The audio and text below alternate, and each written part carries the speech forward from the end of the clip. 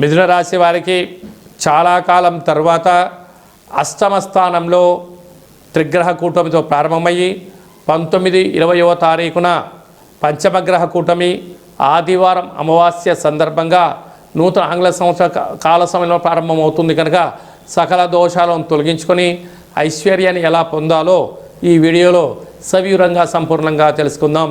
మిథున రాశిలో ఏ నక్షత్రాలు వస్తాయనగా మృగశిర నక్షత్రంలోని 3వ పాదం 4వ పాదాలు 3-4 పాదాలు, ఆరుద్ర నక్షత్రంలోని 4 పాదాలు, పునర్వసు నక్షత్రంలోని 1-2-3 పాదాలు కలిపితే మిథున రాశి. రాశాధిపతి బుధ భగవానుడు.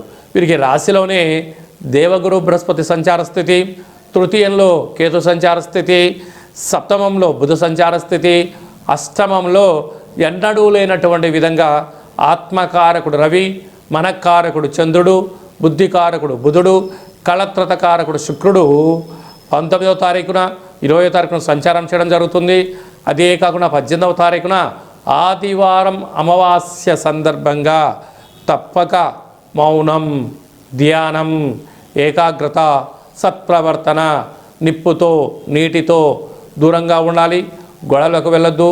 దూరావాయు జల ప్రయాణాలలో స్వల్పమైన ఆటంకాలు ఉండే పరిస్థితి అధికంగా ఉంటుంది కనుక ఇలాంటి కాల సమయంలో తప్పక తెల్ల జిల్లేడు వృక్షం దగ్గర దీపం పెట్టడం, ఇంటి సింహద్వారం దగ్గర కూష్మాండాన్ని పగలగొట్టడం, ఇంట్లో కాళభైరవ స్వామి యొక్క స్మరణ, నారికేల దీపాన్ని పెట్టడం వలన, పెసరపప్పును నానబెట్టి 2వ రోజు గోమాతకు ఆహారాన్ని ఏర్పాటు చేయడం, కుక్కకు ఆహారాన్ని ఏర్పాటు చేయడం, కాకికి మధ్యాహ్నాన్ని తీర్థంగా ఏర్పాటు చేయగలిగినట్లయితే సకల దోషం తొలగిపోతుంది.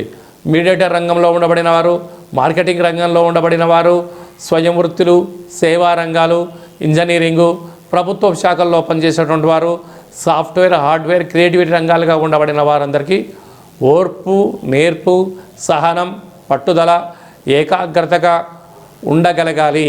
ఎవరు ఏదైనా అన్నా కూడా పెద్దగా దాన్ని పరిగణలోకి తీసుకోవద్దు. మౌనం, ధ్యానం, ఏకాగ్రత, సత్ప్రవర్తనే ధ్యేయంగా మీరు ముందుకెళ్ళండి. అద్భుతమైన విజయం రాబోయే కాలం అంతా రాజయోగం మీ సొంతం అవుతుందని చెప్పి గమనించాలి.